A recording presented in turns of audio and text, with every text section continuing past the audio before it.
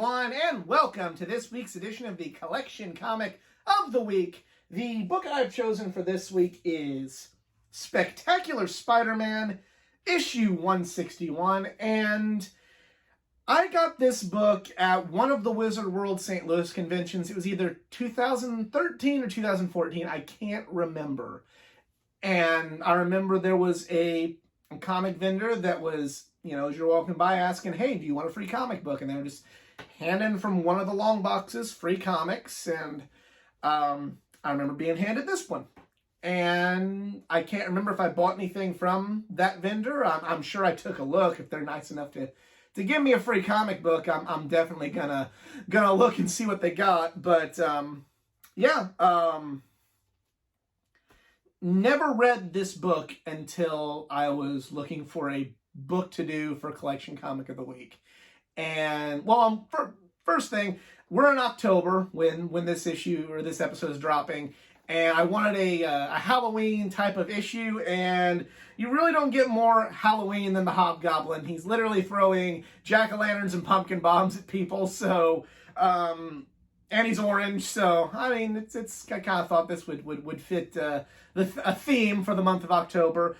But something else that came out from reading this book is this is a book that would have broke my cardinal rule had I been shopping for the books on their own, as it's got a conclusion, but the story's not fully concluded. There's a lot of meat on the bone left after this, so now I have a project for my comic collecting. But anyway, let's check out this issue.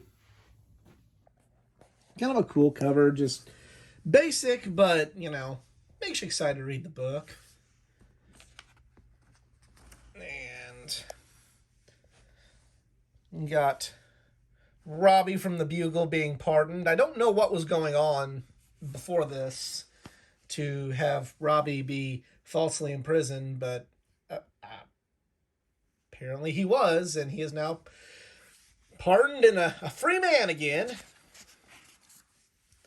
So, having a celebration about it with the warden of the prison. And Peter's there with Mary Jane because he's friends with Robbie from the paper, and Spider-Sense goes off, and there's Hammerhead, and he's causing a mischief. Peter then meets with Reed Richards and getting kind of a serum made for the it's kind of causing these some of these weird superpowered humans to show up, like especially in the mob. I have 8 Eyes, the game. I've never played that, so if anyone has, let me know. Continue on with the adventure. This part here I found really interesting whenever I was reading this the first time. It says Spider-Man is considered an adventurer. He's working hard to maintain that image. If only people knew how much he cared. And I think it's funny, because it's something, it reminded me of something. Back in, it feels weird to say, but back in the day, in the 90s, it would always label all the different superheroes as adventurers. They'd be considered adventurers. Like, what's their occupation? An adventurer. They never really said anything about crime fighter or vigilante, or that wasn't really brought up, at least not that I can really remember as much in the Marvel universe, maybe a little bit more in the DC universe around the late 80s, early 90s. But adventurer was the term used for all the superheroes. And I don't know, it's just kind of, it's something that's kind of maybe a product of its time. And I didn't really think about it much until I reread this and remembered, oh yeah, in a lot of these comics from this era, superheroes were labeled quote unquote adventurers.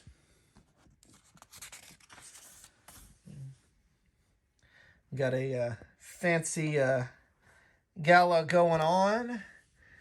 And a guy with it's been horribly disfigured, and he gets stopped by the bouncer, and it's the Hobgoblin! Oh my god!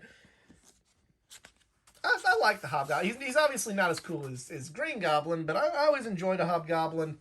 Um, Mainly because I was exposed to Hobgoblin before Green Goblin because of the animated series. I was more familiar with the Fox Kids canon before I was familiar with the comic book canon. So, you know, in the comic book, you see Hobgoblin before you see Green Goblin, or excuse me, in the Fox Kids series, you see Hobgoblin before you see Green Goblin. Also, this is kind of fun. This caught my eye. Gigantic New York Convention. Special guest Todd McFarlane, January 6th and 7th, 1990.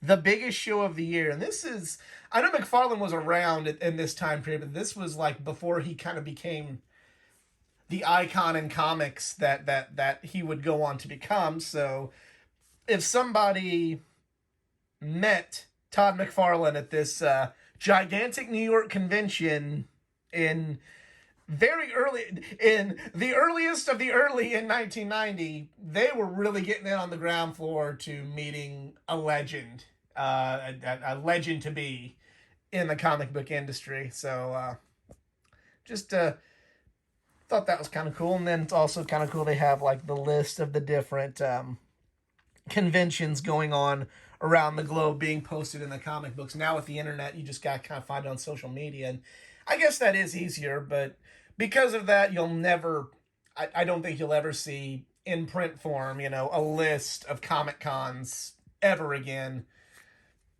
For better or worse, it's just kind of like, seeing something like this is definitely a product of its time in this book.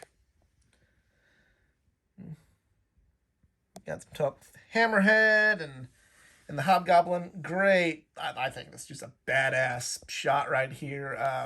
Sabashima is underrated artist, in my opinion. And we have a party at Robbie's house. He's a free man again, and there's J. Jonah Jameson being, well, JJJ.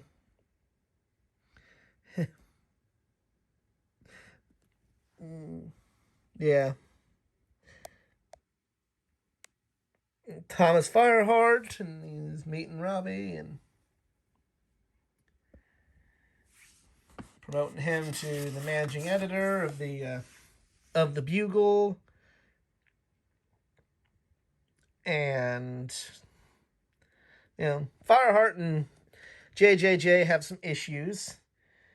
Real cool shot there. You got to feel for that, the being reunited with his wife. And then, unfortunately, here comes the Hobgoblin. Another badass shot right there.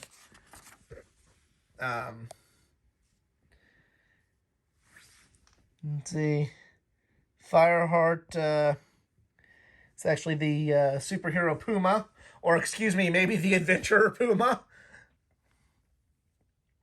And transforms, goes after Hobgoblin.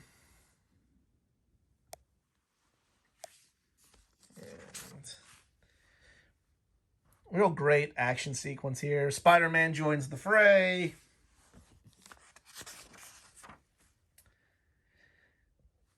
Got more fighting. Another cool shot there.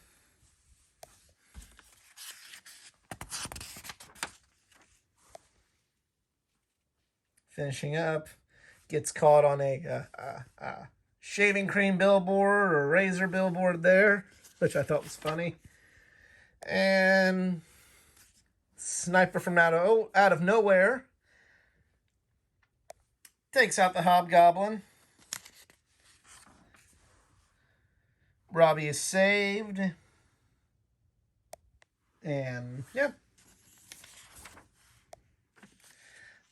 And he is saved, but not for long, as the person that saved his life wants to take him out. And that leads into, I'm sure, is the next issue that unfortunately I don't have, but I'm ready to track down. There is a advertisement for Double Dragon 2, and that is Spectacular Spider-Man, issue 161. So yeah, like you saw in the book, there's a little bit more. We got to find out what happens with Robbie, what happens with Puma. all of that stuff. His time in prison maybe coming back to haunt him. We don't know. I'd like to know why he was in prison to begin with. So I got some stuff I got tracked down, but luckily that's a lot easier now than it would have been when I was a kid. Looking at Walmart and Kroger and flea markets and Threshermans and all that jazz. So at least now I'm not going to be left fiending for the conclusion for hopefully not too long. Do you also own that book? Let me know in the comments section below. If you enjoyed this video, please give it a like, share, subscribe for more content, not just from the world of comic books, but from the world of pro wrestling, gaming, anime, and all things geek culture. Follow me on my social media pages, facebook.com/athleticgeek89, Twitter @athletic_geek89, Instagram @athleticgeek89. If you'd like to help this channel out financially, I am on Patreon, patreon.com/athleticgeek89. And that, I'm out. Y'all be cool. Later.